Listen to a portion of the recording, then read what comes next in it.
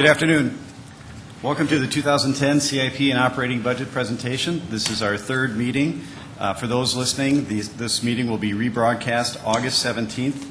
It will be rebroadcast Friday, August 21st at 7 p.m. and then Saturday, August 22nd at 2 p.m. Before we begin, I have one question of the council. We've been asked by Director Rowenhorst to come up with a couple of names for a small group to weigh in on the questions for the IMCA survey. We've got three multiple choice questions to do and one open-ended question, and he would like three counselors to partake in that discussion. And they need to meet this week. So are there any volunteers for that? Councilor Brown, Councilor Jameson, Councilor Anderson. There you go. I think you got your three. And you can just send out emails regarding that then. Okay. Any other concerns or anything items that the council wants to address before we begin the budget presentations? If not, we'll hit the road running. And I should note that we have to end the meeting today at 4:45 because of our joint meeting, so we are kind of under some significant time constraints. If we do not get anything done, we will pick it up on the August 31st informational meeting. So with that, the first one up is Director Bartunik with Community Development.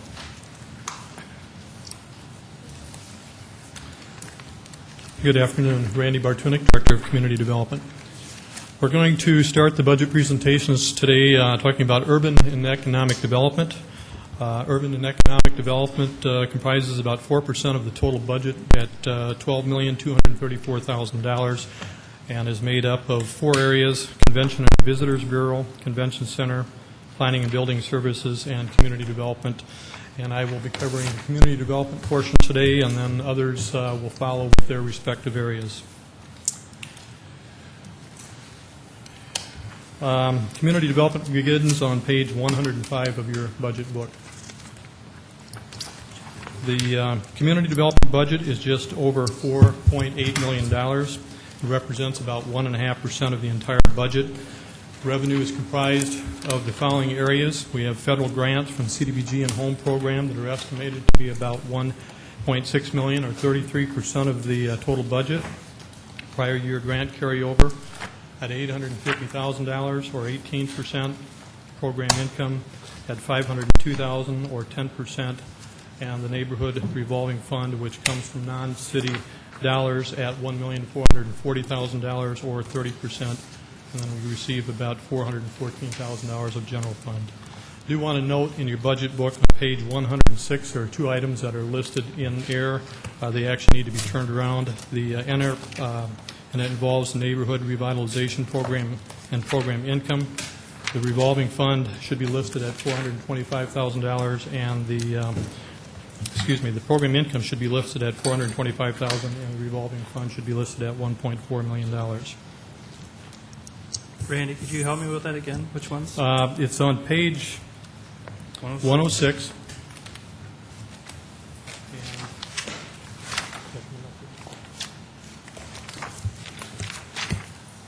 Under sources of funds, it'll start out as departmental, intergovernmental, revolving construction, and revolving construction is listed at $425,000. That should be $1 million, or it should be the amount that's directly below that, $1,440,000. And program income should be the $425,200. Gotcha, thanks. Is that for both years then? Yes. Pardon me? Oh, okay. Revolving construction should be 1.4. 1.4, yes. $1,440,000. Maybe I've got an older version? No. Mine is incorrect. Yeah. Vernon must have the good book. Yeah, would you? This side must have the good one. But on the top of that page, I think they are wrong, or switched around. Doesn't Oh, affect yeah. the totals. It's just those On the two top of the amounts page. need to be turned around. Yeah. Where you're looking at budget history is correct. Budget by category is incorrect. Okay. For the purposes of the budget presentation, we've summarized our mission into four areas of focus, those starting with programs that provide decent, safe, and sanitary housing for persons of low and moderate income, those that contribute to the stabilization of older neighborhoods, promoting fair housing and safe and accessible facilities and services through partnerships. I want to give you an overview of our accomplishments of 2008. We had completed 42 single-family homes with renovations, assisted 56 first-time home buyers. We had renovated 2 mobile homes with emergency to alleviate some emergency repairs. 17 homes were modified for accessibility for persons with disability, and 3 new homes were constructed and sold. First area of measurement is with our efforts to acquire and eliminate 8 blighted properties which contribute to neighborhood decline through our neighborhood revitalization program. Property on the lower left-hand corner is one that we were acquired. It was actually vacant and abandoned. We actually acquired that through a tax deed. We have since tore that one down, and we'll be building a new single-family home on that lot. The one on the right is actually located at 505 South Duluth. That property was a bank repo that we acquired. It's since been torn down, and we'll actually be going out to bid for that rebuilding on that site within the next 4 to 6 weeks. We are going to build a structure on that site that's going to look architecturally very similar to that one, but it will provide 8 units of single-room occupancy housing with rent somewhere around the $300 to $350 per month. Neighborhood revitalization program also contributes to the reduction of substandard housing that's no longer feasible for rehab. And sometimes the conditions of the homes are not always apparent from the street, as you can see by the photos on that slide. Some of the homes that we get into are homes that properties that you don't want to leave or spend too much time in. Another indicator will be to increase the supply of decent, safe, and sanitary housing by constructing and selling 16 new homes, 8 of which will be done through the Neighborhood Revitalization Program and 8 by Habitat for Humanity. Photo to the left shows an existing home that we had acquired and tore down.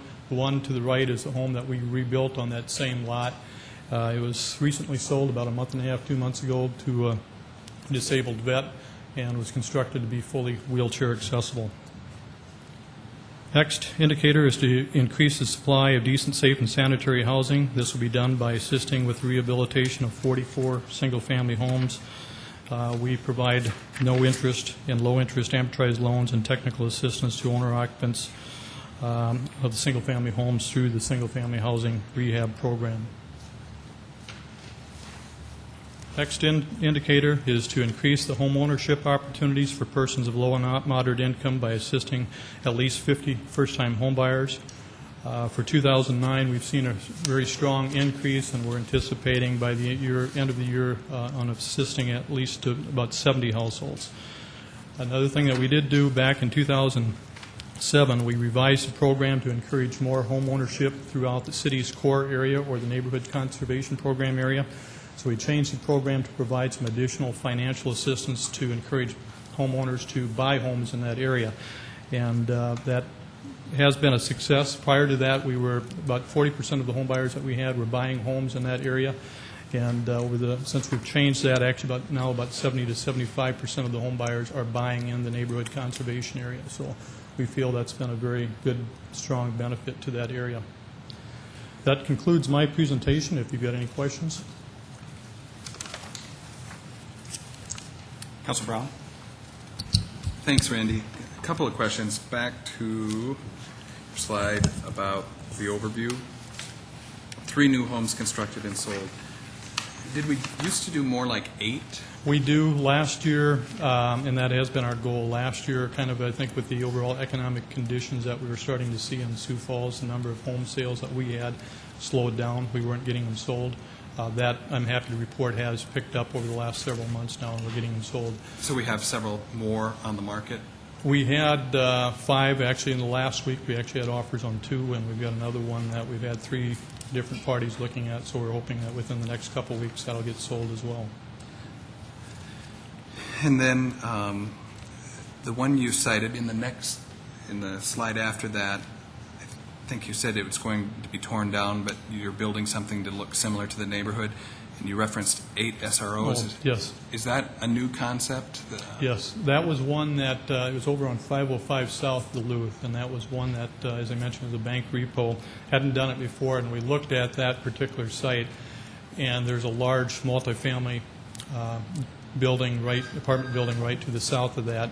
And also, there was another building to the north that was probably a single-family house originally converted to apartments, and we felt that we'd have a very hard time putting a single-family house back in that neighborhood and then selling it. So what we wanted to do is try to preserve the looks of the building architecturally, but we also wanted to, provide affordable housing opportunities. So we proceeded with that, and I guess another thing that's kind of changed over this last summer, we were going to do it entirely under the Neighborhood Revitalization Program.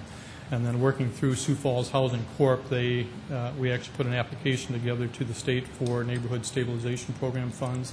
So this project will be funded with the NSP funds from the state. So, and we're hoping, like I said, to have this out to bid within the next 4 to 6 weeks. So will the city own that and manage that? That will be owned by Sioux Falls Housing Corporation. Shreen's Shreen. group. Correct. Okay. I had another question regarding that, but we can come back to that. Councilor Litz. Randy, that house on South Duluth, another function that you guys do is I think I saw the fire department cutting holes in the roof and doing Yes. a practice drill on that too. So I think that's something that you should mention more often because that's an important part of their training as well. Yeah, we've had a lot of groups from the fire department, police department, Department of Corrections that we provide them the opportunity to go in and use these houses for training and in any manner that they need to do, and I think that's been a big benefit. Councilor Staggers. Yeah, Randy, in the big budget book I have here, it has down we're giving $68,973 to Interlakes, Yes. and then it's got it divided down into $22,000 Interlakes action and $46,973 Interlakes action tests. What's the What's the difference? yes? What's One, the $22,000 goes to the Heartland House, which I believe everybody's probably familiar with. The second one for Interlakes is for the TEST program, and what that is stands for Tenant Education and Self-Sufficiency. And that's the program where they're working with families that have basically nobody will rent to anymore. And to prevent them from becoming homeless, we have offered case management services to those families. And when those families enroll in that case management, then the landlords have been willing to take another chance on that family. And that's basically what it is try to provide education and turn some of these families around. Thank you. Councilor Jameson. Randy, is it right you've got an additional $767,000 you're spending in your budget this year compared to last year? Part of it's an increase, but the majority of it's going to be through the increase in the revolving fund, because what we're hoping to do this year, in the past, as Councilor Brown had mentioned, our goal has been to do 8 new homes. We're going to try to expand that and to do 8 rehabbed homes as well, where some of them that we've encountered aren't so bad that they need to be tore down, but they're probably beyond the average investor's abilities to rehab. So we're going to, if we can make the numbers work, try to get into that. So when we do that, we're probably going to need somewhere around $150,000 additional budget authority for each house that we do through by the time we add for acquisition, construction cost, and holding cost. Okay, thanks. And we are anticipating a slight increase, or I put it in the budget anyway, for block grant and home program funds. For what? For community development block grant and home program funds. In 2009, we saw about a 6% increase through both of those programs, still leaving us about 13% down from where we were several years ago. But based on what Senate and the Congress is talking about, it looks like there's potential of about a 9 or 10% increase for next year. Councilor Knudsen. Director Bertoni, could you please remind us, once we have these homes ready to sell, what is our best way, or what ways do we market them? And I was wondering if we put them on our city website, and also if we could ever try to market the details through even public service announcements. We do have them on the website, and what we had been, up until last year when we started seeing the slowdown, when we were building these homes and had them on the market, we had them sold usually within 30 to 60 days. And through the slowdown, it started taking longer, and we were doing that on our own without going through the realtor. So later this spring, we started listing all of our homes with the real estate agents again. So they're in the MLS, and we do have it on our website as well. Councilor Anderson? Randy, at this time, how many houses do we have available? For sale, I believe we're at 5 or 6, and as I mentioned, we had offers that were accepted on 2 of them last week, and we've got some other ones that we're hoping that will sell within the next few weeks. Okay, I and think the all average- totaled with projects and sites that we've got in varying stages, probably somewhere around 16 to 18 properties in varying degrees, some that we've just recently acquired to some that are ready to sell. And the average price of these homes is? Due to construction and acquisition costs, we're probably nearing that, probably in the range of $115,000 to $125,000. One of them that we sold last week was about $128,000. The other one was about $121,000, which, when you think about it, these are income-qualified families that are buying them, and these are in older neighborhoods, so when we're getting families and banks willing to lend on that new home in these old neighborhoods, that's what we want to see. We want to see that investment back in these older neighborhoods. Thank you. Councilor Brown? In the time on my council, most years, with last year being the exception with 8 houses going up, do we ever track to see how those families are doing that bought these houses from us? We track them really through the loans that we have and the ones that we've sold. I think with probably 2 of the ones that we built over the years have sold, and the homes have since resold, but the majority of them are all the original occupants yet. So The they're- original buyers. They're doing okay? And Yes. Okay. Very good. Councilor Bannigan? Randy, on page 107, you talk about your outcomes. Yes. And one of the questions I would have is that in 2008, you show that the number of families that received financial assistance with rent or security deposits was 140. But the 2009 target is 105, which obviously is 35 less. In And what that today's was- economy, how's that going to happen? Well, because we're dependent, this program is actually something that we're funding through Sioux Falls Housing and Redevelopment, and we're using our home program investment funds. Last year, for 2009, we received for 2009, we actually had more requests than we had funding, so that particular program had to be cut, or the amount of funding we provided for that activity was actually reduced. My question would be, is it a priority then for you to build newer homes or to assist the ones we already have? What this is rental assistance to families or security deposit. And the security deposit, the county does provide part of that service as well. The rental assistance, the money that we used for that went to about 15 to 18 families. The majority of that actually was for security deposit assistance.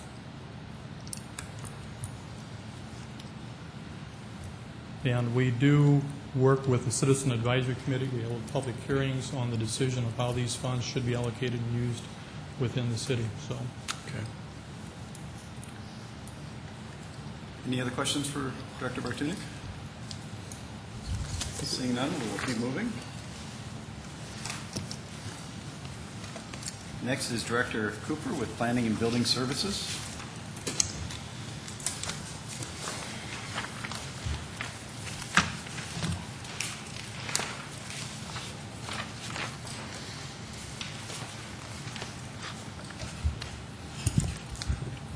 Good afternoon, Mike Cooper, Director of Planning and Building Services. We're going to quickly go through some highlights of our department, as all the previous directors have done. I just want to make sure that you are aware of the rest of our management team. We have our department divided up into 3 divisions: planning, zoning, and building services. And our management team includes Jeffrey Schmidt, Assistant Director, Erica Beck, the Senior Planner, Shauna Goldhammer, Zoning Enforcement Manager, and Ron Bell, our Chief Building Services Official. And they're here today, too, to help me if you have any tough questions. As Randy showed you the previous slide, this shows specifically our Planning and Building Services budget is 1.6% of the total budget of just over $5 million, which includes operating and capital. In terms of what we're about, We're looking at promoting development in Sioux Falls in an efficient and aesthetic manner, assuring that the safety, health, and welfare of the public and private property is maintained, and we're also looking at the character and intensity of land uses within the various zoning districts.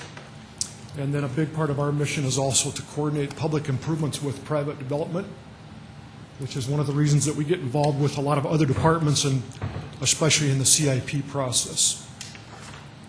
The departmental overview, which is on page 97 of the budget, we have 131 requested plans and reports, 31 annexations, 69 rezonings, the various applications, building permits, and then we did about $464 million worth of construction value for last year. In terms of looking back, highlights, the Pettigrew Heights Neighborhood Plan is one that you are still going to see yet this year. That's going through the final review process. We have one more advisory board to take that to, which is the Sioux Falls Housing Commission. And then we'll be bringing that to the City Council for formal approval. We've also worked last year on updating our subdivision ordinance. We did a number of building code amendments earlier this year. And of course, recently you approved significant changes to our floodplain management ordinances. Again, as the previous slide indicated, we did over $400 million of building permit valuation for 4 straight years. We don't expect that we're going to reach that plateau for this current budget year. Right now, we're at about $165 million in valuation. And we do know that we have a couple fairly significant projects yet to permit for 2009. But I do expect that we'll at least reach the $300 million plateau. In looking forward, our budget is fairly simple. Again, the 3 divisions, the majority of that is for building services, which is 52%. That's primarily because of the staffing for the various inspector positions. Planning division is 22%, zoning enforcement 11%. Our capital program is very limited, and then we have the balance of our budget, which is economic development, that goes towards downtown Sioux Falls and the Development Foundation, as well as Forward Sioux Falls. So again, the total operating budget is just over $4.8 million. Our capital budget is under $200,000, with giving our total budget just over $5 million. In terms of outcome indicators that we're looking at, which is one that we're excited about because we really haven't formally tracked this in the past, but I think it's going to benefit us as well as other departments in looking at more outcome-based budgeting. In terms of the number of days between development plan application and review, that's primarily dealing with the Planning Commission and Board of Adjustment, and that's typically a 30-day window that we have from the time that you apply until there's a review of your application. We're looking at completing about 6 plans, reports, and ordinance amendments next year as part of our budget. And we're also looking at having about 24 various types of neighborhood meetings for outreach to the community. And we're also looking specifically at working with Pettigrew Heights and Whittier on 2 cleanup events in 2010. As far as enhancing customer capabilities with responsive and efficient services, our outcome indicators for that include the number of days between non-residential request for an inspection and actual inspection is 1 day, 24 hours. The number of days between applicant submittal and building permit on average is also 1 day, although that would be longer for a non-residential, more complicated building permit. And zoning inquiries being resolved, our goal is to have 85% of those resolved within a 30-day period. The next outcome indicators protect the community from health and safety hazards as far as code enforcement cases resolved. And again, this doesn't necessarily mean just our department, but other ones as well. is that we're using that 65% target that will be taken care of on a voluntary basis through the first notification. As far as adopting some new international codes, there are 7 of those that we're going to be looking at next year for updating. The next one talks about the next slide talks about our capital program, which is, again, just under $200,000 of sales tax funds. And this includes 2 projects, if you want to go to the next one. And that's Sculpture Walk, which is a continuation of funding the People's Choice Award, which then is purchased from the artist and then placed in a public location, and the Historic Facade Easement Program. Those are our 2 capital projects. And that's the end of our formal presentation for Planning and Building Services. Councilor Knudsen? Director Cooper, not a question, but wow, I really like those 2 slides right there as far as the difference with the Historic Facade Program. I mean, I've always been a great supporter of that program, but this is the Museum of Visual Materials. Yeah, building. I mean, those two photos say a lot. Councilor Litz? Mr. Cooper, I'd like to just bring to your attention again, and I know you're well aware of this here, but the north end, right up around the Cathedral District, I've been working with a number of constituents up around there that are concerned with the same problems we had around Pettigrew Heights, and I just wanted the other councilors to know in the city that that the emphasis, we've got to reemphasize that north end again, and I know you've got a lot on your plate, but something on the order of what we're doing in Pettigrew or Whittier Heights, I think those folks have voiced their concerns about that, and that they would probably like something like that. Councilor Brown and I attended a function up there at the KC Hall a while back, and there's a lot of issues and a lot of problems up on that north end. Early in the 90s, a lot of those old houses were turned back from out of apartments into single-family residences, and it was very successful. But what I'm seeing again is the dilapidation of a lot of the single-family residences that are being reconverted back into apartments and older duplexes, older buildings up there that are in need of attention. And the police department and zoning have been very good about it so far, but I'd be interested in working with planning on some sort of a program or some sort of a formal emphasis on, reinvigorating the north end up there, if that'd be all right with you, Mike. We'd be happy to work with you on that initiative. Okay.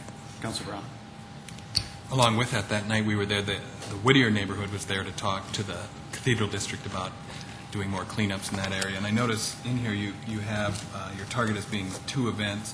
Are you actually budgeting money to do that, or is that staff time? Staff time and assistance, yes. We still want the neighborhood to be the major driving force of those cleanup projects. Which is the message that we carried forth Yes. that night as well. Yes, that's right. Councilor Staggers? Yes, Mike, on the facade program, next year, the city looks like it's going to spend about $150,000 in the facade program. That's how much we spent this year also, wasn't it? Yes. And can you tell us who got the $150,000 this year? For this current year, Yes, uh-huh. we got, there were 2 projects. There was the, you got to help me out, Coliseum, and who else? Okay, the Coliseum, and what formerly was known as the Maxwell Hotel Supply Building on Main Avenue. Yeah. Those are the 2. Okay. Also, too, we're giving $162,182 to downtown Sioux Falls. I cannot recall, is that about the same, or is this an increase in? It's the same. It's the same. Yep. And then Forward Sioux Falls, we're giving $225,000. I'm trying to recall, that was a commitment we had for a number of years. That's a 5-year commitment for $1 million. And when does that run out then? 2011. 2011, okay. And then finally, the St. Joseph Housing Organization, I think it was in April, they were supposed to get some kind of approval from PEER. Did they get their approval? They have received some notification from the State Housing Authority. We're actually going to be meeting with them this week to find out what the status of that project is, and we'll give an update here shortly on where they're at. Okay, because I think I think the target date was September. We're supposed to get this squared away. Right, with that. to transfer the ownership and then to allow them to begin their construction. So does it look like we'll still meet the September deadline? I'm not sure at this point, Counselor, Okay. until we have a chance to meet with them this week. And then maybe just one other thing, too. I see there's $40,000 for snow abatement. What is that? That's a line item that gets put in the planning and building services budget. Community development is in charge of enforcing the snow removal ordinance, but then because of the way that the budget is structured, it actually gets put in our budget, and that's basically to pay back a contractor that's hired to go out and remove snow. Oh, okay. Thank you. Yes. Councilor Jameson? Mike, the condition that Bob Letts was talking about on the north end, is that part of a plan that Russ Sorensen is working on to develop a strategy for all these different neighborhoods throughout the city to kind of create a plan for at least their own neighborhoods? That's Right. part of your department, part of what Russ is working on? Right. One of the things that I didn't talk about, but you've heard a lot about Shape Sioux Falls, and hopefully we're going to bring that forward yet this year, which is an update of our comprehensive plan. And in there, we've identified a number of core area neighborhoods, including the north end, that we want to continue to focus on. Would there be a dollar amount that has been set aside to? Not specifically at this point, Okay. but we're going to continue to look at, because I think each neighborhood is kind of unique as far as what they want to see as far as priorities. Okay. Any other questions for Director Cooper? Okay, our next topic is going to be our transit budget, and Deborah Gayakowski, our transit planner, is going to walk through the highlights of this budget for next year. Good afternoon. Thank you for your time today. Sioux Falls Transit makes up 2% of the overall city's budget. Public transit is sustainability in action. Transit gets cars off the roads, which relieves congestion and reduces greenhouse gas emissions. It is a great option for those in the community who care about the environment and want to contribute to the green movement. Transit gets people moving. For many, transit is their only means of transportation. Transit gets people to jobs, shopping centers, schools, and recreation. It is a big contributor to a healthy economy. Transit makes sense. Transit is a reliable, safe, and economical means of transportation. Sioux Falls Transit served over 1 million passengers in 2008 on 12 regular routes and 4 seasonal routes, which includes school tripper routes and the trolley. There are 28 fixed-route buses, 2 trolleys, and 22 paratransit buses. Sioux Falls Transit employs 87 full-time staff and 16 part-time staff. Some of the highlights looking back in 2008 and 2009 is our ridership. The transit system passed the 1 million mark in ridership in 2008, and 2009 is proving to be an excellent year as well, with a slight increase in ridership each month over 2008. Funding. The city received $2.6 million for capital projects through the Recovery Act of 2009, which will allow the city to complete some much-needed improvements at the transit facility at 6th and Weber and to replace several paratransit buses. Management. Karen Walton became the new general manager of Sioux Falls Transit earlier this year. She has brought enthusiasm and a positive approach to the daily challenges of running a transit system. She is a firm believer in a team approach in all she does. New bus design. The time had come to update the look of the transit buses, so earlier this year a new bus design was introduced which portrays a more urban look that will help take the transit system into the future.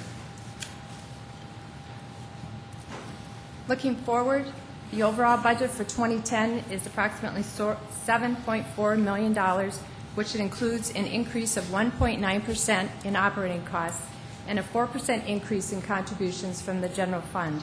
This is a substantial decrease in contributions from the general fund after 3 consecutive years of double-digit increases.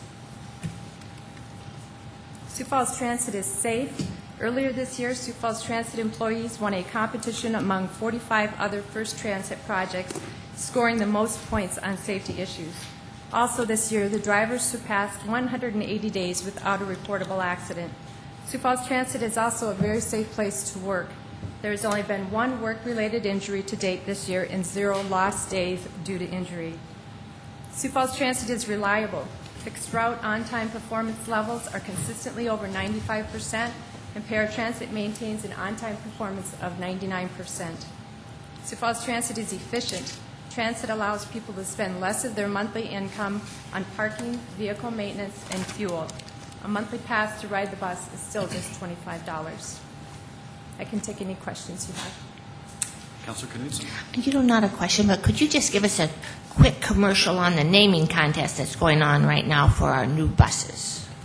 Sioux Falls Transit is trying to capitalize on this great opportunity with the new buses on the roads, and so we have put out to the public an opportunity for them to help us rename the transit system.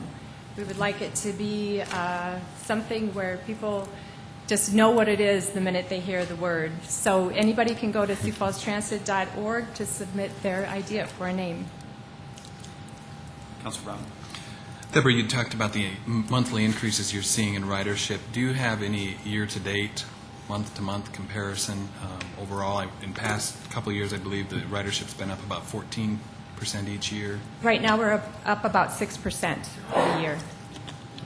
And then you and I have exchanged emails about this, but for the benefit of the rest of the council, I had one constituent ask a lot of questions about alternative fuels for our buses. Could you talk about what investigation you did into that and what other cities are doing? Certainly. There are several fuels out there. There's compressed natural gas for one, biodiesel. There's ethanol, but ethanol does not work in a diesel engine, so that is not an option.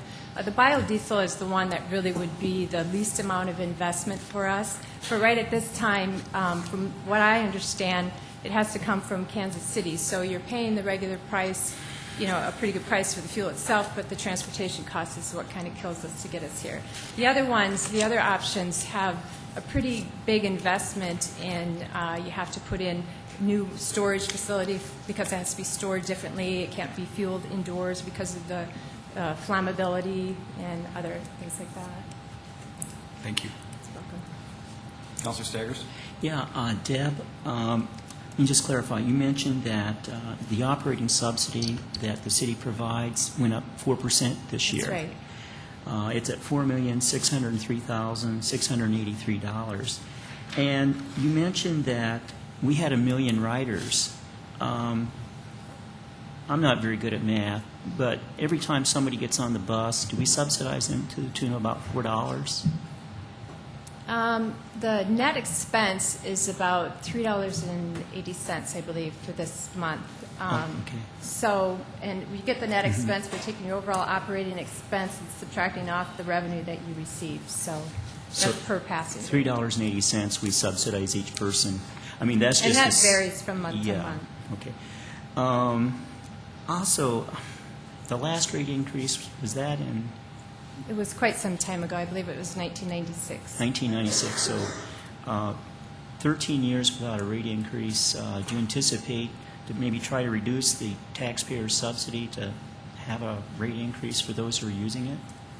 We have talked about that, but at this time, we're not planning anything.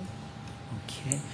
And finally, I got a phone call today from somebody, and this individual said that some of the schedules had been changed, the times and so forth like that, and he said he was having a difficult time getting the information.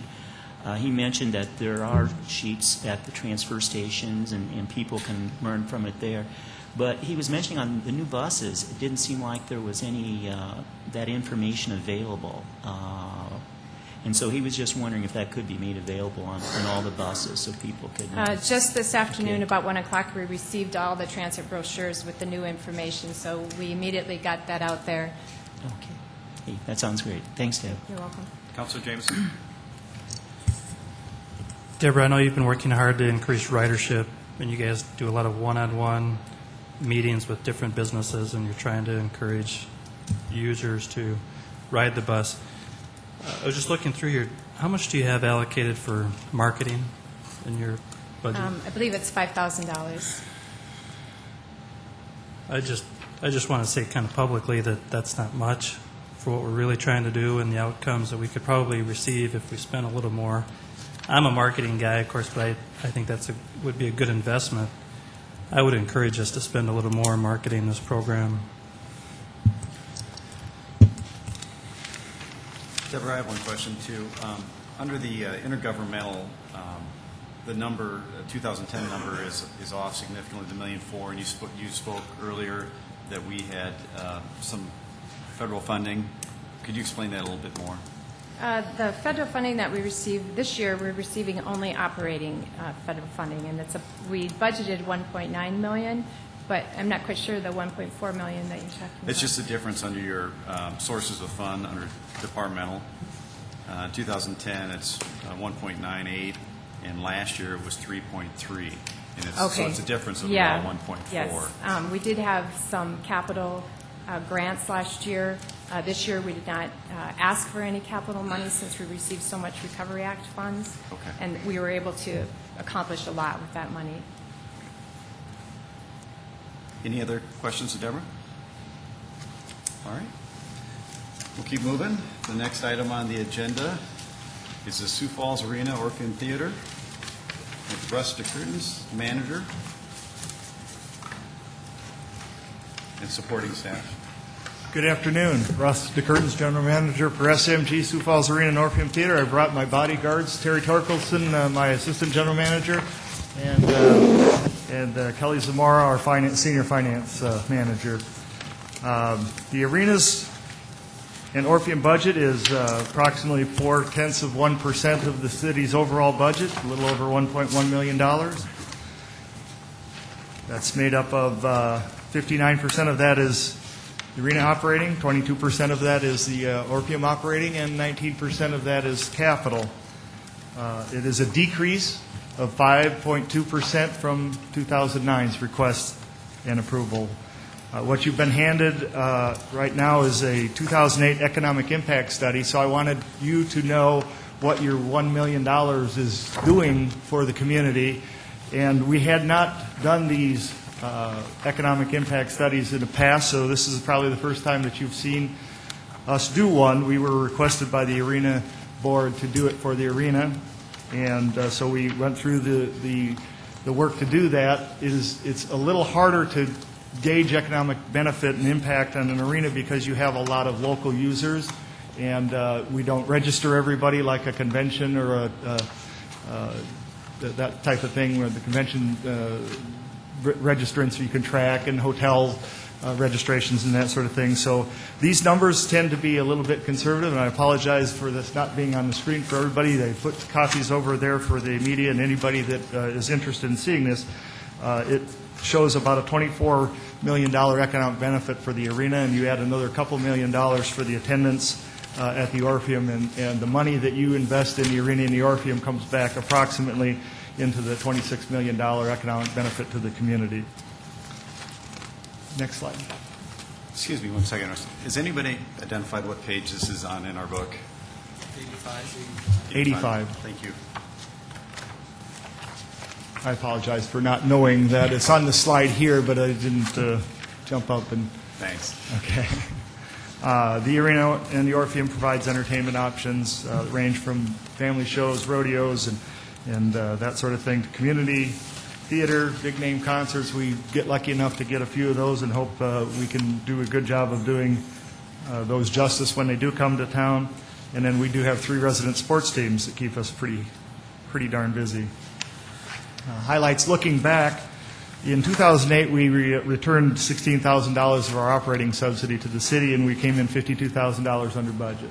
So we had a pretty good year. We're 2009, since we're talking about 2010 budget, some of this stuff looking back on 2009, actually, some of the things on the slide haven't happened yet, but they're booked.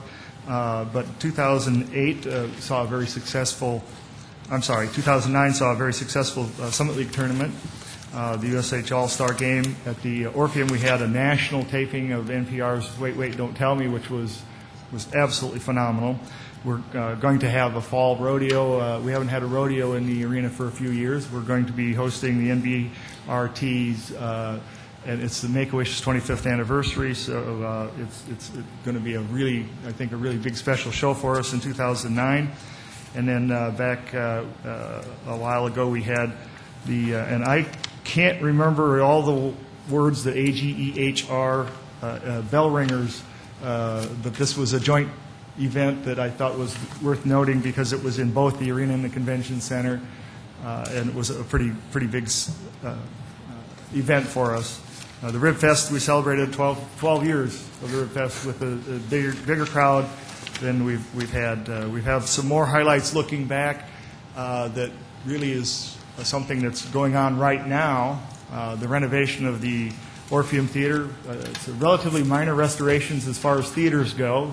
Some communities spend $10, $20 million to totally restore great big palaces. Well, this is a small building to start with. It's only 688 seats, and it was in relatively good shape other than cosmetics, and we're taking care of those cosmetics right now with new paint, carpet, and seats. And I'll call your attention to the brochure that you were given as well. And again, I apologize for everybody not seeing this, but there are copies if anybody's interested. We're going to reopen the Orpheum Theater September 17th. And 18th, if the construction continues to go well.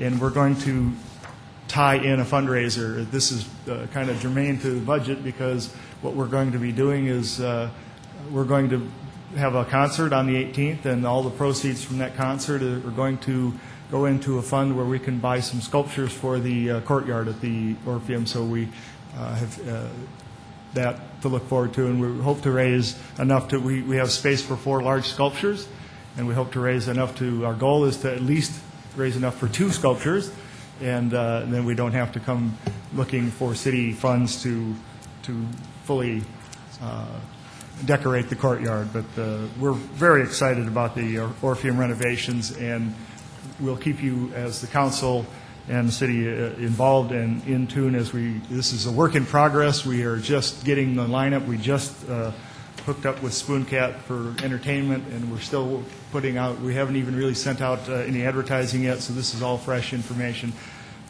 So that's probably why you haven't heard about it. Looking forward, we are lucky enough, fortunate enough, or good enough as a community to be able to host the Summit League for 3 more years. We got a 2-year bid awarded to us not too long ago through the Sports Authority, so we're going to have the Summit League tournament for 3 years through 2012, and it was such a success. We're going to try to keep it as long as they said that you could only do it for 4 years, and then they have to give it to somebody else, but I think the commissioner's already rethinking that philosophy. The Sioux Empire Kids Theater is new for the Orpheum Theater. Ever since we got involved in about 2000, 2001 with the Orpheum, Children's Theater was on the list of things to do at the Orpheum.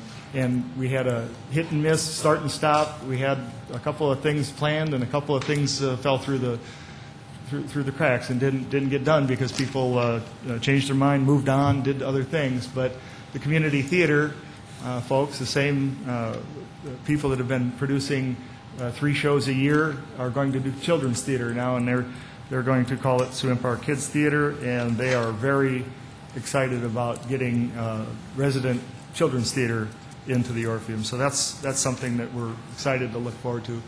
Next slide is going from a beautiful 100-year-old theater to some 50-year-old bathrooms. One of our capital improvements is to replace the aging water closets, the fixtures, and really what's happening is they're failing and they're almost falling off the walls. So we have to get that done if we're going to stay in the arena, keep the arena viable, which we certainly have no indication that it's not. But this was a project recommended by the Miller-Sellers Monroe Capital Improvement Report. And so that's one of our capital improvement projects. The other one is the air conditioning, HVAC at the Orpheum. So not a lot of capital improvements projects to deal with. Taking care of the things that need to be taken care of. And really, I wanted to keep this brief, give you as much information in a few minutes. I knew you were on a time crunch, so I'll stop here. And Councilor Litz? Hey, Russ, I just wanted to tell you that Children's Theater, I know some kids that are pretty excited about that happening and teachers in the Sioux Falls school system. So I think that's going to be a great thing once that gets going. I stopped down there about a week and a half ago to look at, the renovations that are going on. I'm really excited about it. It's going to be really great. But I got to ask you here, I know we're under a time constraint, but when I was a kid, you went over to the gas station, you had an air hose. If you stomped on it, the bell would ring inside and the guy'd come out and yell at you. those bells that were in the gas station, I see them underneath where the seats were. What in the world are they? Those are actually ventilation louvers. They're not really bells. They look like bells. They're just the cover for and Terry probably could give you a lot of detail if we had a lot of time. But I'm right, they're ventilation. There's a big air shaft basically that would push cool air up into the balconies. I see. And they're not really bells. Very good. They just Thank look like bells. They do look like bells. Councilor Knudsen?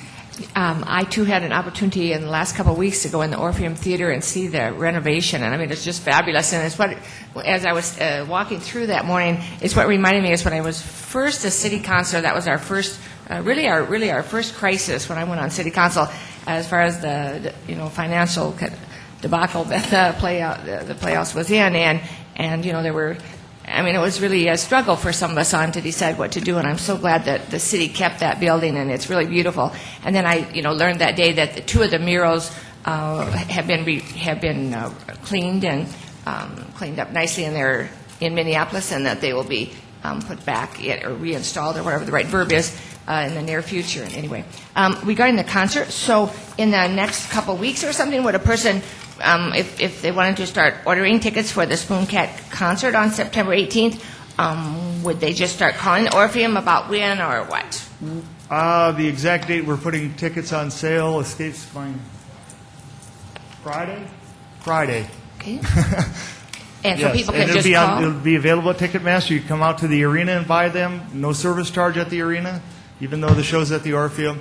So they're going to be $30, and that includes a pre-concert reception. We're going to have a wine and cheese reception. Hopefully the weather will cooperate. We can open the courtyard and show people where we're going to put the sculptures when we get them. We have the Zabel Theater area for reception and the lobby and the courtyard, and then we'll go in and listen to Spoon Cat and have a good, pleasant, great night out. Yeah, sounds like a wonderful, wonderful event. Councilor Staggers? Yes, Russ, on the revenue page here, in the big budget book I have, it has down a total of $262,071. Is that right? It doesn't sound like enough. These revenues are the revenues that go directly to Department 12 or to the general fund. Our operating budget, our internal operating budget, is $1.3 million that come in and go. But all you're seeing is what the city's responsible for. The day-to-day operating budget is not reflected in this. It never has been. Okay. So the those are revenues that go right into Department 12 general fund or budget. And so all the rental money you receive, that's on a separate operating. We get confused a lot on this because in our industry we call our operating budget, operating budget, and the city's calling this their operating budget. So, but they're two separate budgets, and always have been. The subsidy of what we our shortage is budgeted in here, but not the day-to-day operating expenses. That comes and is provided to the board and to the city. You should be getting copies of those.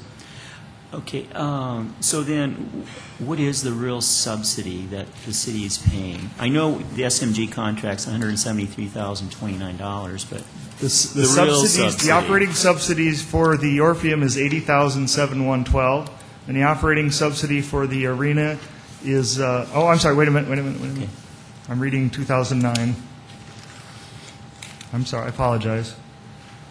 It's for $80,664 for 2010, and $72,444 for the arena for 2010 request, down about $64,000 from 2009.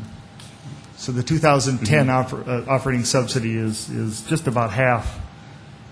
Now, to me, that's really progress. We're gonna try to make it zero. for Yeah. you. That's our Is goal. that possible next Yes, year? it is. Just make It zero? is possible. That's our goal. Good. And quite frankly, in 2008, we gave you money back from the subsidy. We budget that money, and it's forwarded to us at the beginning of the year so we can use it for operating. But if we don't use it, we send it back. We gave you a check about, Gene, was it $16,000, wasn't it? That's what I have in my notes, but I brought a check in to you. He spent it already. So it was about $16,000 that we did not spend out of last year's operating subsidy. Well, I hope next year, 2010, we don't have a subsidy. That'd be fantastic. That's our goal. Great. Thank you. Russ, just for clarification, then, can you, the $698,000 general fund contribution?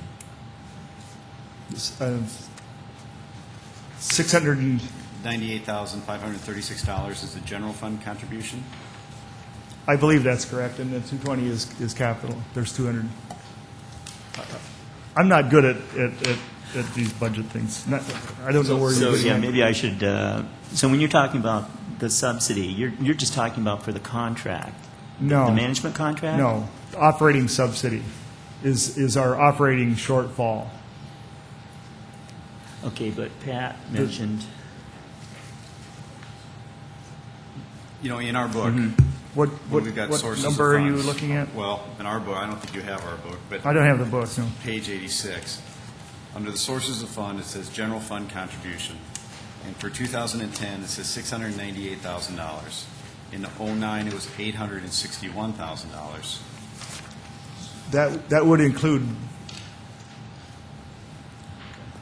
Okay. Thank you.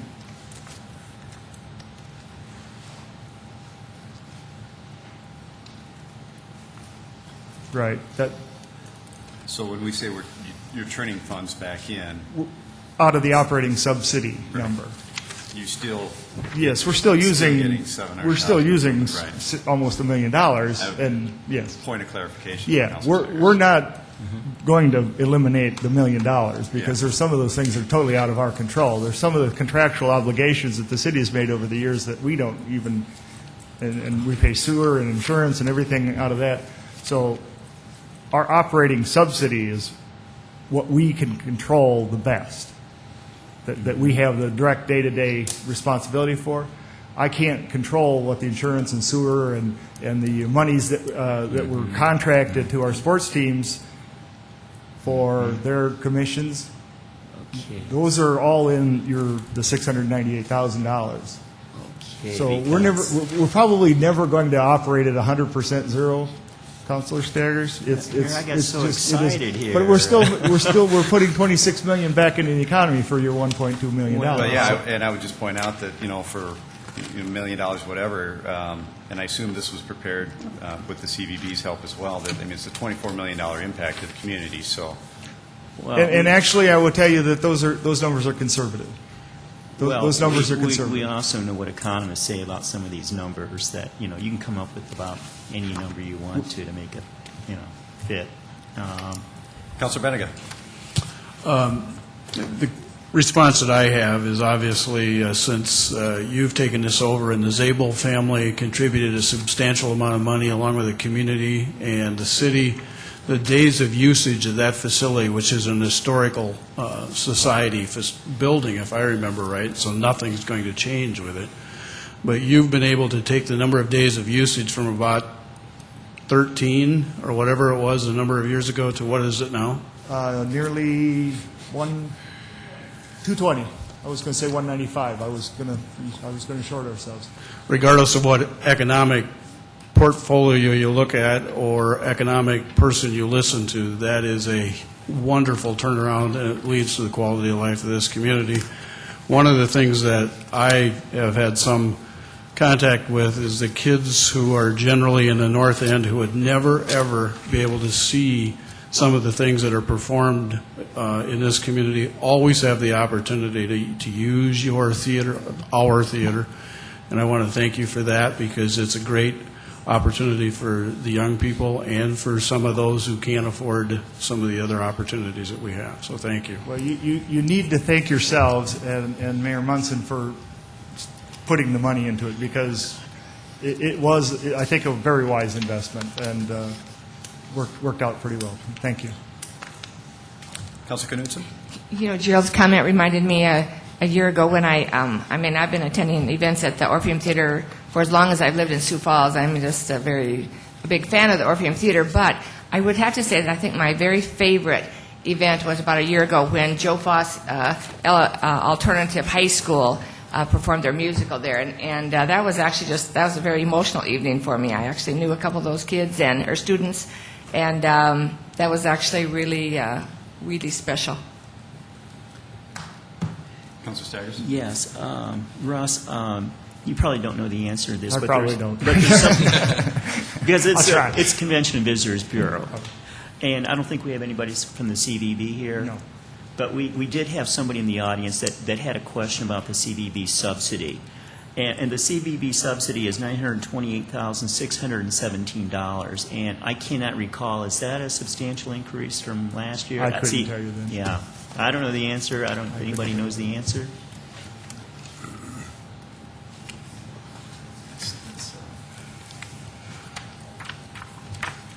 Yeah. Part of that, my recollection is part of that is a room tax money, and then there's a like 200,000 or 300,000 that is actual city contribution. 345,000. Yeah, that's the lodging tax revenue. So we subsidize it $928,617. So Well, to the extent a lodging tax is subsidy, I mean, it's a subsidy. Yeah, I pay for it. You pay for it. Yeah. well, if you stay in a room. Yeah. Yeah, people I pay try to for stay it. home, It's, but, it's, you know. it's citizens that pay for it. It's not just free stuff. I would argue most commonly that our citizens of Sioux Falls stay in their homes, not in the hotels here. So we're taxing people that Visitors. do not have representation Visitors. here on the city council. Okay, any other questions? Seeing none, we'll move on. Thank you. Next is the entertainment tax. Mike, are you going to? Yeah, just quickly, we have our final two presenters, the Washington Pavilion and the Convention Center. We utilize our entertainment tax fund for the operating and debt service for those two entities. We have two slides that Finance has put together to show you that includes about $6.3 million of revenue. Approximately 44% is utilized for debt service, 41% for operating, and 15% for capital. The next slide shows the breakdown. Again, debt service, both the Washington Pavilion and the Convention Center are paying back debt service for improvements. And as far as the pavilion, 33% of the fund goes to operating, and the Convention Center about 23%. We've been tracking that, and we think that that's going to continue to increase at about 5% as far as the growth of that fund balance, or that fund, I should say. And so we're hoping that that will continue to allow us to operate both of these facilities. So given that, the next presenter is going to be Gary Wood to talk about the Washington Pavilion 2010 budget.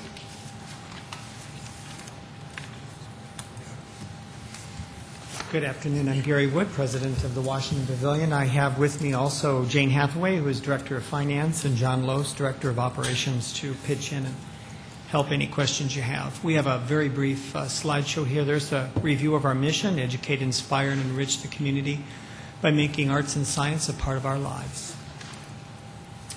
A little highlight from just the most recent history here is we're now in the midst of a 10-year celebration. Still relatively new to Sioux Falls, but I know how fast time can go, and I suspect that it might be a surprise that it's already been 10 years of the pavilion. In that time frame recently, the pavilion received accreditation, which is both national and international recognition, and that made possible something like the Rodin exhibit. A $22 million exhibit doesn't just go anywhere. You have to be accredited to receive the opportunity to show an exhibit of that size and scope, and so we were very proud to just finish up that exhibition, and I must say 15,000 people visited that exhibit in a very brief period of time. We also launched this year, thanks to some very generous funders, First Free Fridays, and it's been a very successful activity for us. We average anywhere between 800 and 1,200 people coming to that event once a month. And also, I'm very pleased to report that our memberships are increasing in number. Some other highlights looking ahead. Very pleased to announce that last year our subscription numbers to the Husby series was a little over 700. And at this point today, which is great news during an economic challenge time, is that we have a record number of subscribers. So we've gone from a little over 700 subscribers, and right today, I believe the number now is 917 subscribers, a record in any of the 10 years of the pavilion. I'm very proud of that. And I must say that it hasn't received yet a lot of national attention, but our research is showing us that that number of subscribers with that substantial of a renewal rate in number of new subscribers is a national story. Not found any venue in America that's matching those numbers. Very proud to see that Little House in the Prairie is coming, and the response to that, both from subscription and single tickets, is very high. Also about to launch a new preschool program, starts on August 31st. And then also we're amidst of the design and thoughts for instituting a nationally prominent agricultural themed gallery for all of our children and families to enjoy. Yes, and here's some detail related to our capital request: building improvements, replacing an aging sound and lighting system, some water conservation system being installed, and also some installing an energy monitoring system, and also a heat pump system.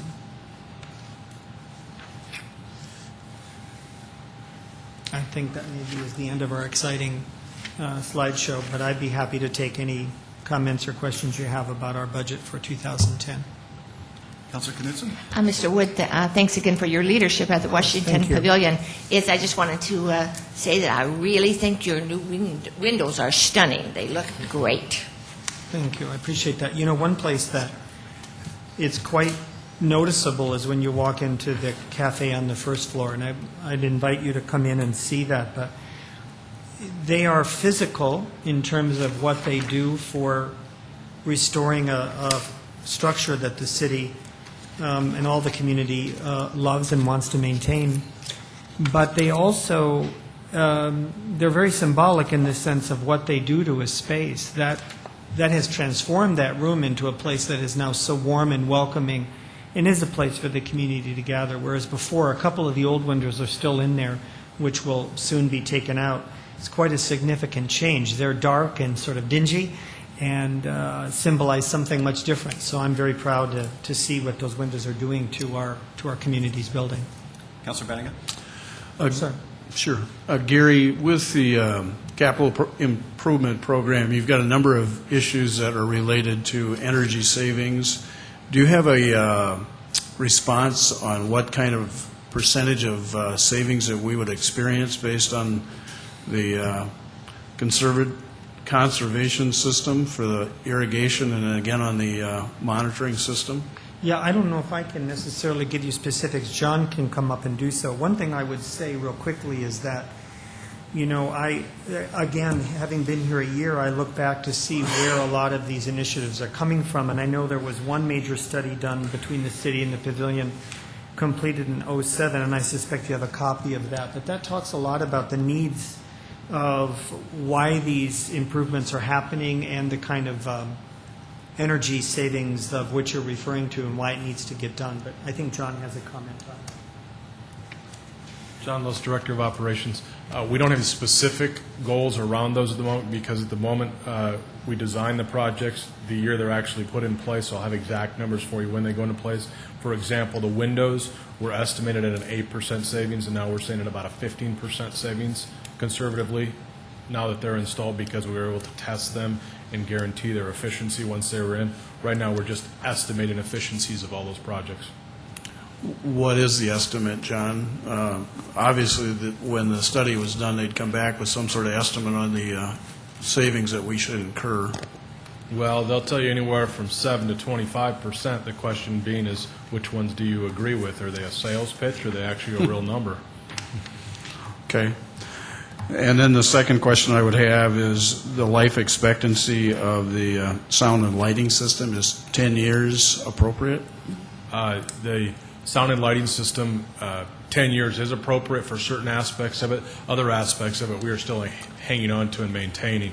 We continue to maintain the instruments that we continue to use every day, but a lot of the lighting systems these days are run by computers, and the outdated life of the computers and getting parts for those computers is what's forcing us to do some of these upgrades.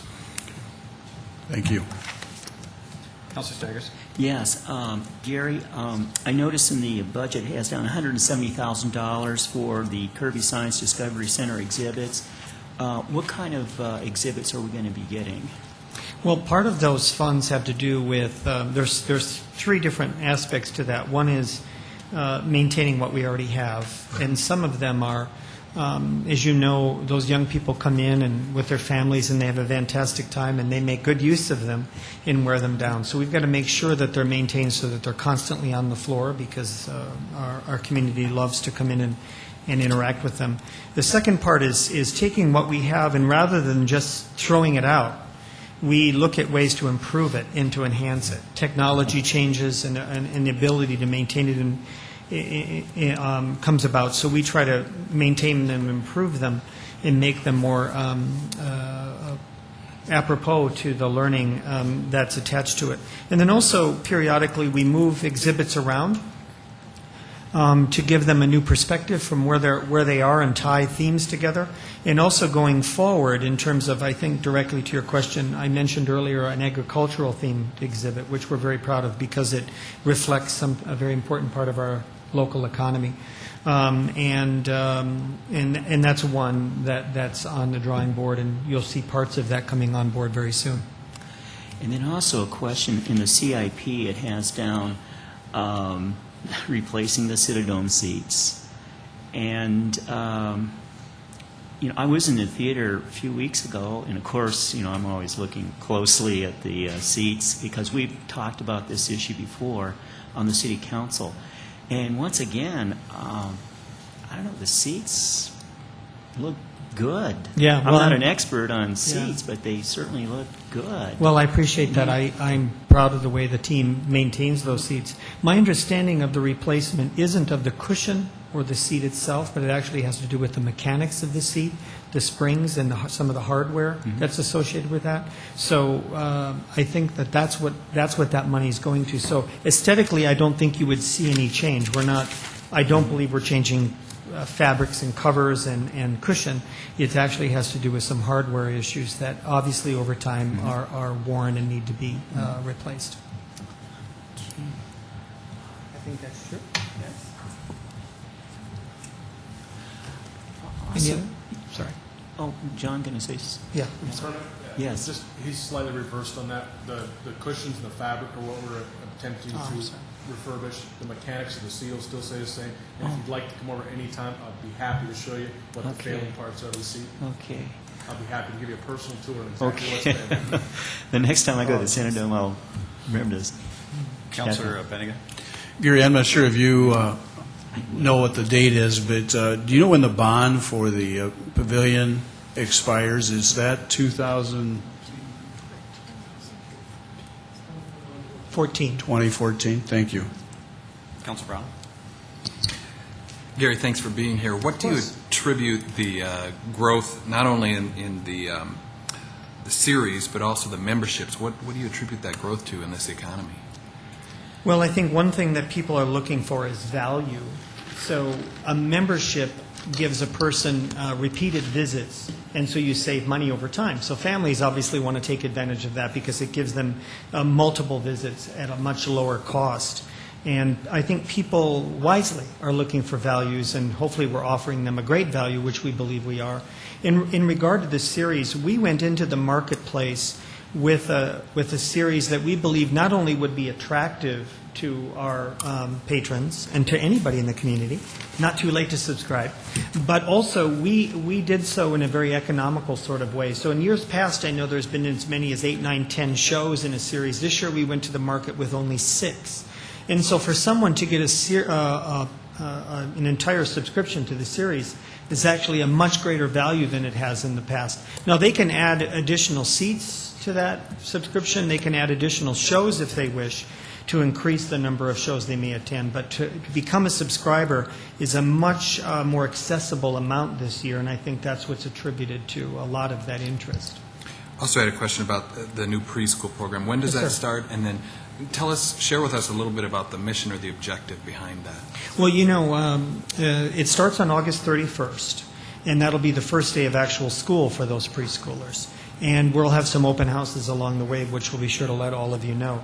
Part of the impetus for that comes from a couple of different directions, but the pavilion itself, in every area, whether it's visual arts, the science center, or the performing arts, is a learning opportunity for people of all ages. But what greater time to begin that process of learning than with young children? The concept of a school within a museum is not new in America. There are several that are doing extremely well, and the pavilion really is following the lead of some others that have launched those. But we, of course, believe we can do it better.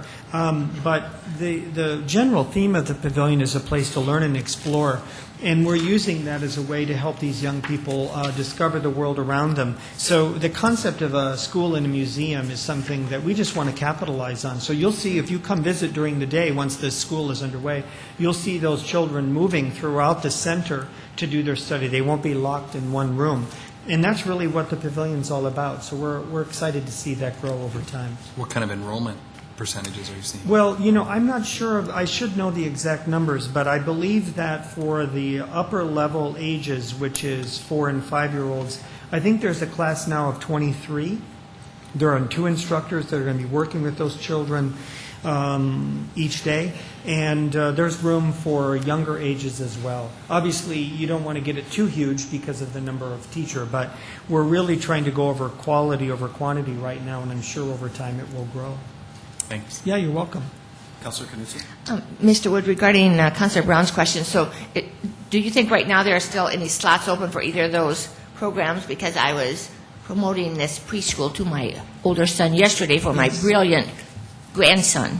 Yes, that's right. Well, your brilliant grandson may exceed what we're able to offer, but yes, there is always room for more enrollment, for sure. Thank you. Gary, I noticed that in 2013, you've got a substantial project underway, a little over $1 million. Can you spend a minute or two and just tell us what that's about? Sure. Just give me a second here to take a look at that. Forgive me.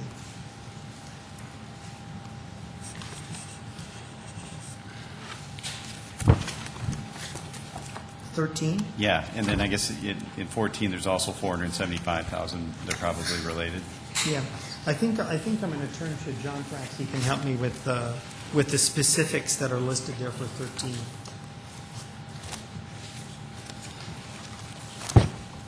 Hi. Most of those items are actually addressed directly in this book. Okay.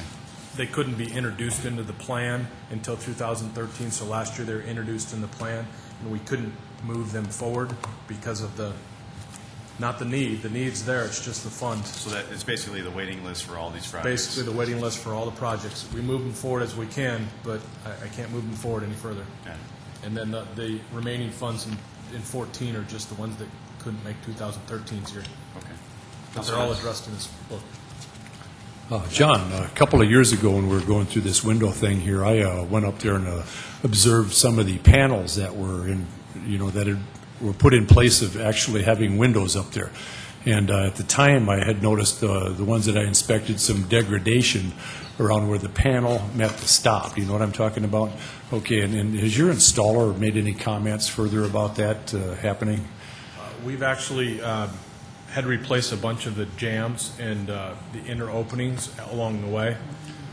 I can actually provide you with old waders if you'd like to. No, I believe it. We're still pulling them out. Yes. We're backfilling spaces. We're doing all kinds of stuff. We actually went through a testing process too, which I believe you guys had invitations to, where we went through and did a negative pressure testing on the window, put 5 pounds of pressure on the window and see if we sucked any air in, and we blew that test away, and then we actually put, it was 7 gallons per square inch of water on that window, and to see if any water came through the window with negative 5 pounds of pressure on it, and we couldn't bring the water through the window either. So we've done a lot of testing to make sure that we sealed the window up properly after we took out the old stops and the old sashes.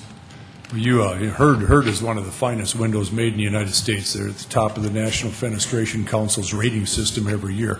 And I know what happened to that company, but so that in your estimation, in the very least, we would have been up there with the labor replacing some of those panels that blocked out the light if we didn't put the windows in. Well, we would have replaced them in one way, shape, or form, maybe boarded those windows up in some way, Yes. shape, or form, because some of those windows actually could easily move a piece of paper even on a light, windy day. Very good. Thank you, John. Councilor Anderson? Gary, just a quick question. Yes, sir. In your Cinedome, how many seats do you have in there? Wow, there's a good question. I have to refer to 172. Thank you. Councilor Staggers, did you have one follow-up? Yeah, I have a question here. I think it's for Gene Ronhorst, though, because in the big budget book that I have, it has down the $170,000 for the exhibits in our big budget book, but then it's also in our CIP OSEP book. So I'm wondering, why do we have it listed twice?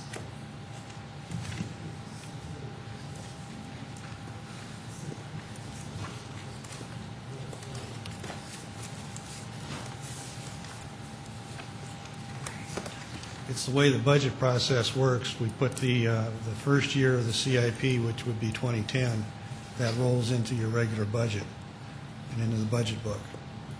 Okay. So it shows up in two places. Okay. It shows up first in the CIP book, and then that's carried forward into the actual budget book. Okay.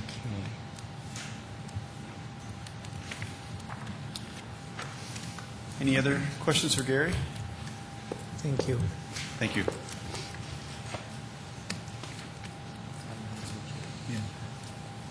Mike Krista? I'm going to, Horsack, is that correct? Yes, Scott is busy driving somewhere through Wyoming right now. So I'm Krista Orsak, the Director of Sales and Marketing for the Convention Center. And also Vicki Jensen is here, our accounting manager, make sure we cover any questions that you all have. The Convention Center offers over 100,000 square feet of flexible meeting and exhibit space. It's a state, regional, and national destination for conventions and meetings and events of all sorts. We also have a 16,800 square foot ballroom and 12 breakout rooms for those of you that don't know. Looking back, some of our highlights in 2008, our gross revenues came in just over $3.1 million. Positive operating budget variance of just over $25,000. In 2009, we are projected to come in at $3.2 million, hopefully. With the recession in the economy, we have seen our corporate meetings market reduce, but that's what we're planning on for this year. Some of those events that have helped make that $3.2 million are the new golf expo that we have at the Convention Center, as well as the Winterfest of Wheels car show. Those are two brand new consumer shows that we hosted this year. Also, we will pack the house with the Celebrate Community Church service coming up yet this year. That will be one of our largest events at 3,500 people in both the X halls and the Grand Ballroom. So we're excited for that. Isaac Walton League just wrapped up. We bid that with the CVB, so we were glad that that was a successful event.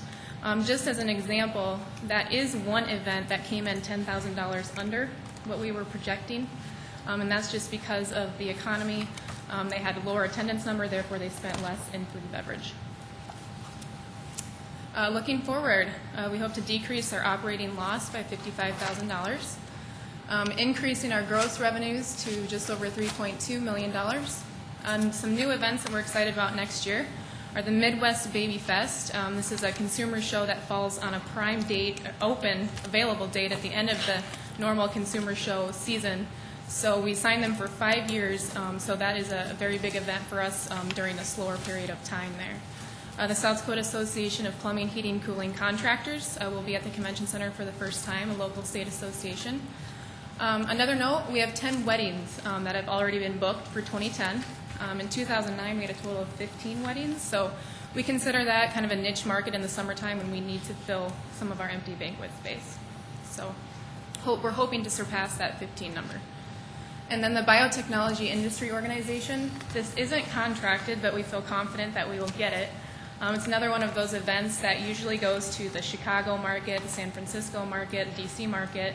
They're headquartered in D.C., so it's similar to the Isaac Walton League in that they don't usually come to a market like Sioux Falls, so we consider this a success for us. Our capital program, building improvements, 2011 through 2013, will bring in a cost of, over that 3-year period of time, just over $600,000. That includes some video, audio, and lighting improvements to the facility, such things as mounted projectors in our meeting rooms, which allows us to capitalize on some of that revenue instead of renting it from outside vendors. The 2010 OSEP, just over $440,000, which includes banquet and meeting room chairs, an ice maker, a writing extractor, a steamer oven, and tables. The ice maker and steamer oven are items that they just need to be replaced. They've run their due course. The writing extractor was something that we wanted to increase the life of our new carpet in the grand ballroom, which is just under a year old. We've had lots of comments on that. And then the banquet and meeting room chairs, we have would you say 300 broken chairs sitting in the back of the convention center. So for an event for like Celebrate Community Church, we do have to rent those. So therefore, that becomes an expense to us. So that's why it helps us to have these types of equipment in-house. And then as well as the tables. I think that's it. Okay. Any questions? You're not going to give her a free pass. I guess we might as well see if we can find out what the subsidy is we're providing for the convention center.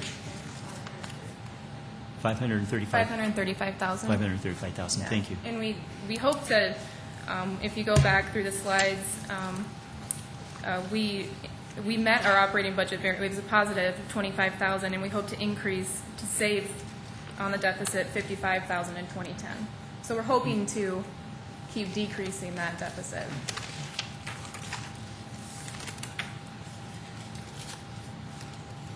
Any other questions for Kristen? Thank you very much. All right, thank you.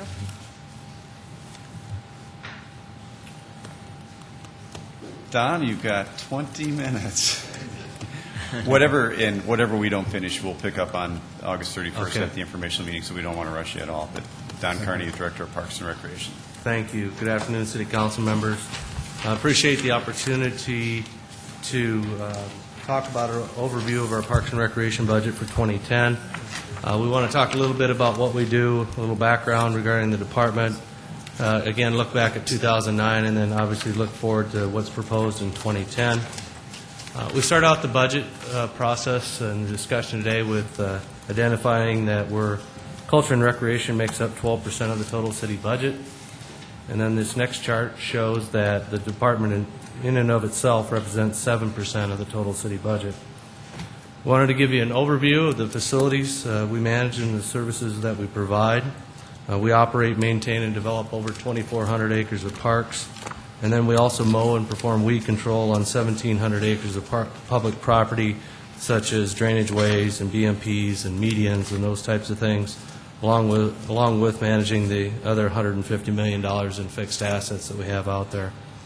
Obviously, we do urban forestry services as well as vegetative ordinance enforcement, municipal band services, and we partner with 32 other athletic associations, primarily as a facility provider for programs or services that otherwise we might have to provide if we didn't have these good partnerships with the other athletic associations.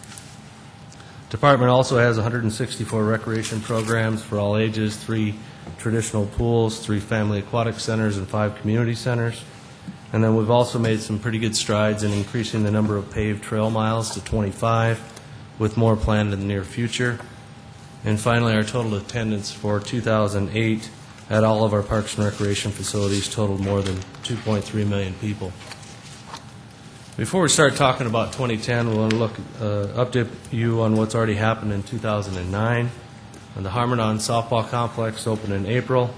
In its inaugural season, it had already hosted 2 national softball tournaments and allowed the slow pitch league to expand by 35%.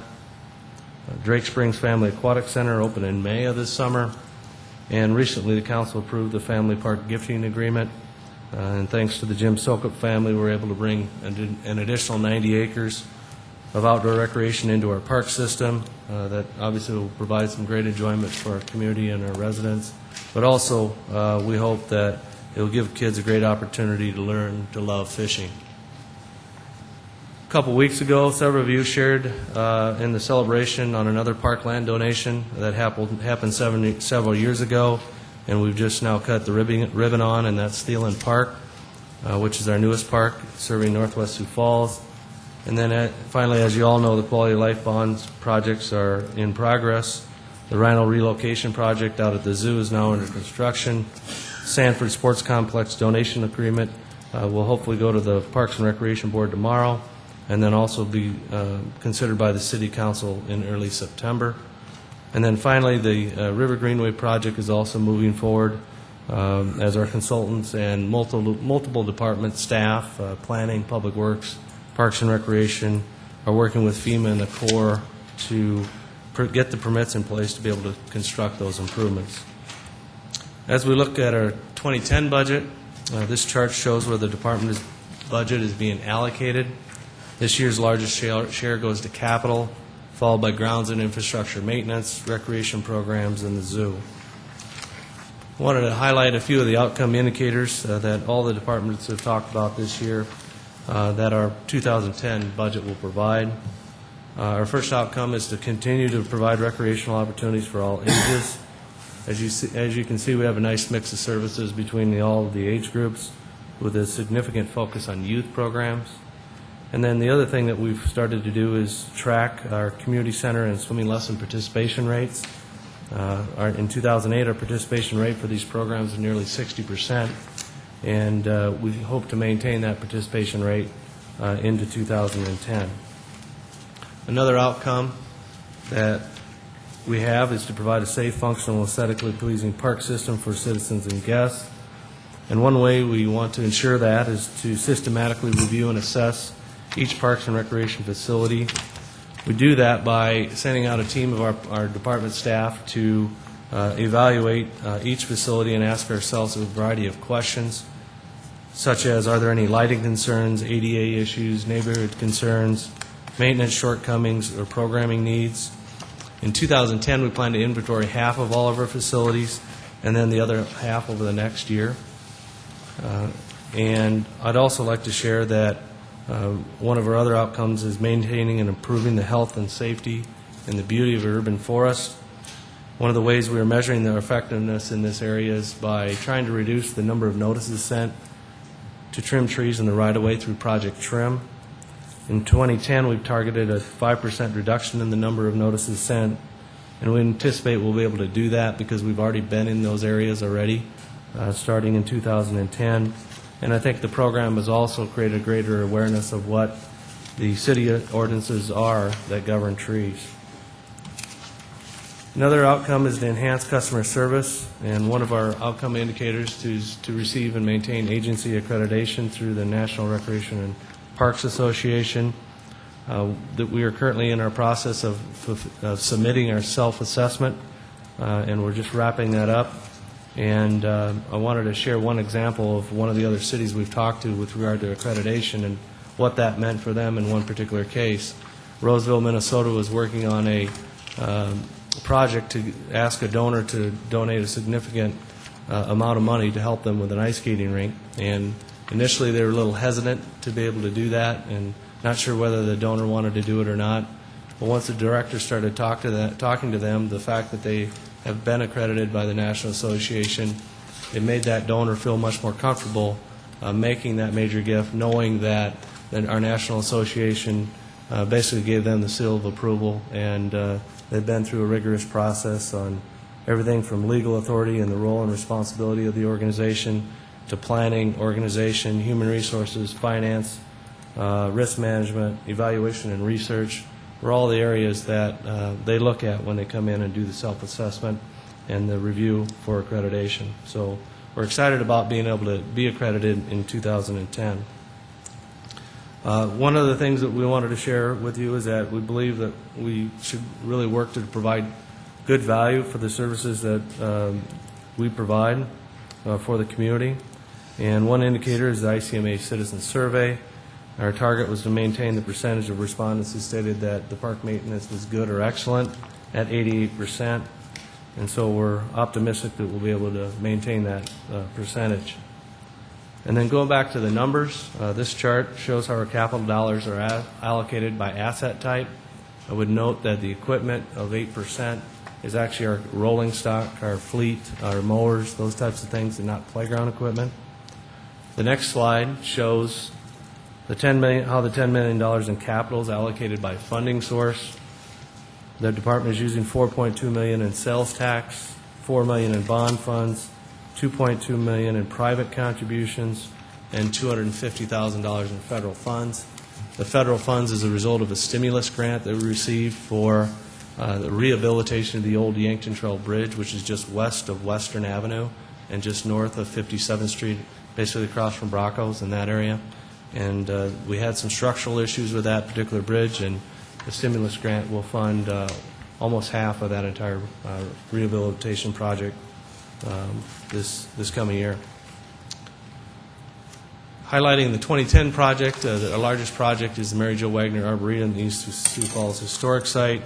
Total project is $2.9 million over the life of the project, and this year we plan to use $791,000 in sales tax, and then use $625,000 in private funding from the Arboretum Society to complete that first phase of the project. The next four projects are the major projects in 2011 to 2014 in our capital plan. The first one is the Prairie Green Golf Course improvements at the clubhouses. And basically what we've talked about before is that we would move the Prairie Green Clubhouse to Keene Park. We'd build a new one at Prairie Green, and then also remind the council that $500,000 is generated in profit at the golf courses, half of which comes to the city's general fund, half of which Dakota Golf uses for annual improvements out on the courses, replacing sand traps, cart paths, pumps, those types of things on a regular basis. The total project over the life of the plan is $1.9 million, which also includes some improvements to number 6, the pond on number 6, which needs to be dredged, and some aeration put in it at the request of the neighborhood and the golf course. Spellerberg Pool, it's currently our oldest pool. The project is proposed to replace that from a traditional pool to a family aquatic center.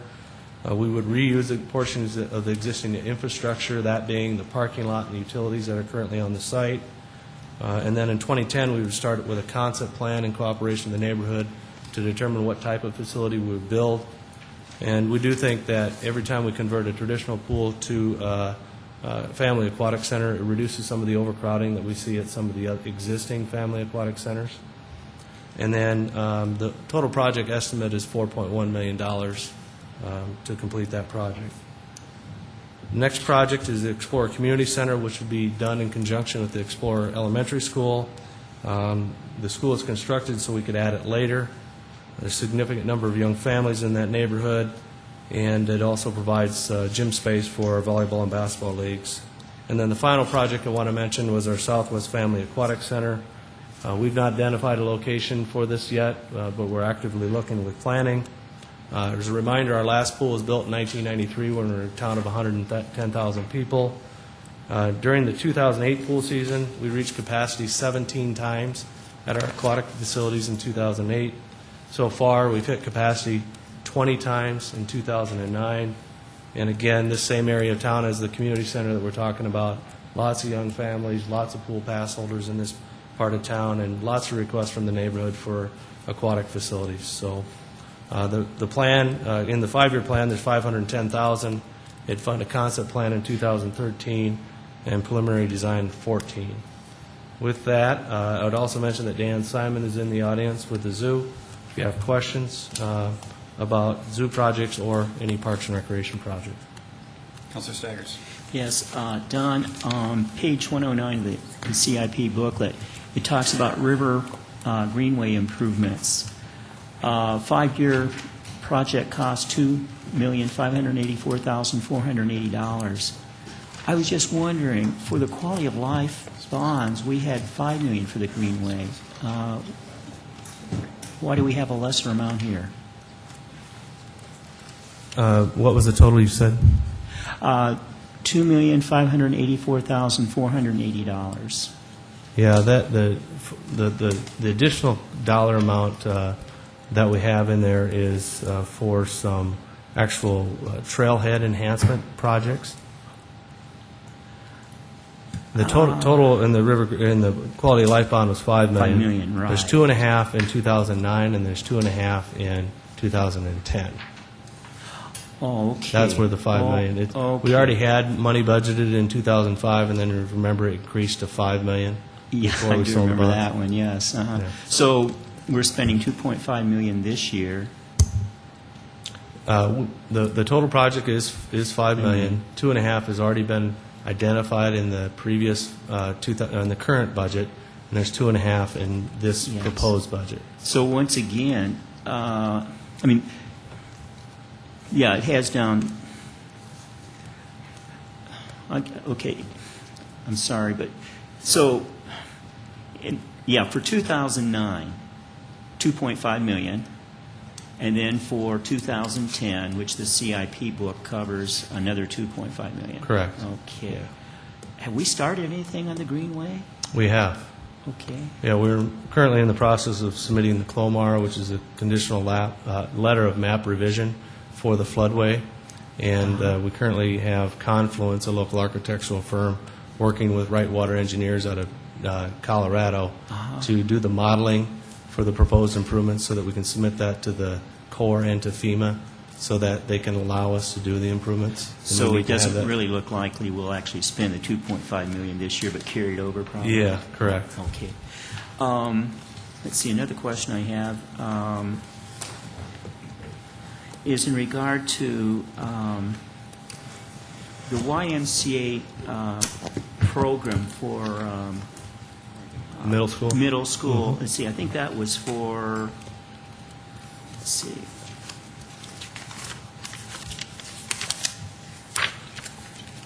That was for Patrick Henry Middle School, $160,000 for after-school programming.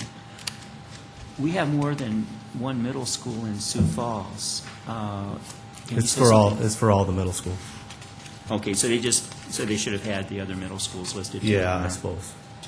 Okay. It's for all the middle school programs. Oh, okay. It just has down Patrick Henry, so. And then also, professional services in the budget. We're going to be spending $41,500 for the SFIRC management agreement. What is that? That is the Ice and Recreation Center management contract. Oh, okay. Okay. And then also, we're going to be spending $47,525 for the Falls S&L show management agreement. Sound and light show agreement. Okay, that's the one during the wintertime, or? No, Or that's the one that summer- runs every night. In summertime? Yes, Yeah, that's right, correct. summertime. So we're not, I guess I didn't realize that we had a contract. Somebody else is actually running it. Yes, the Sound and Light Show, there's an actual board. Larry Etten is the individual that's responsible for putting that show on. Oh, okay. Yeah, we pay him to do that. Okay, thank you very much.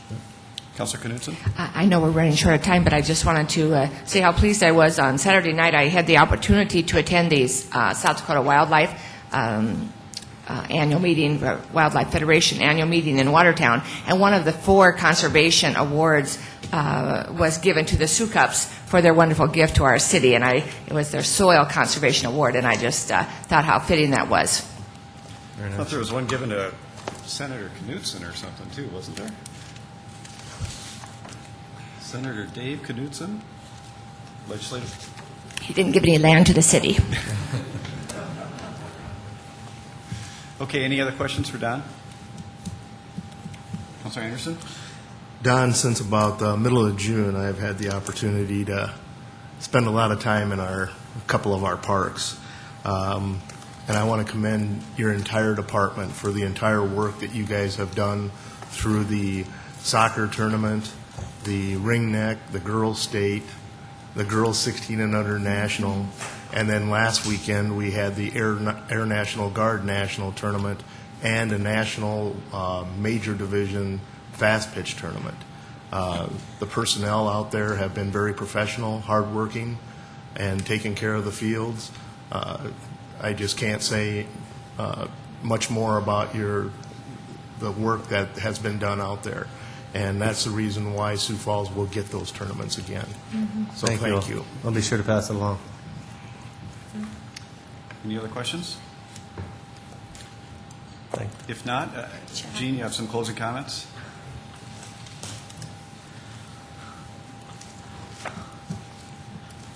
I think it's appropriate to recognize that we started this project back in February.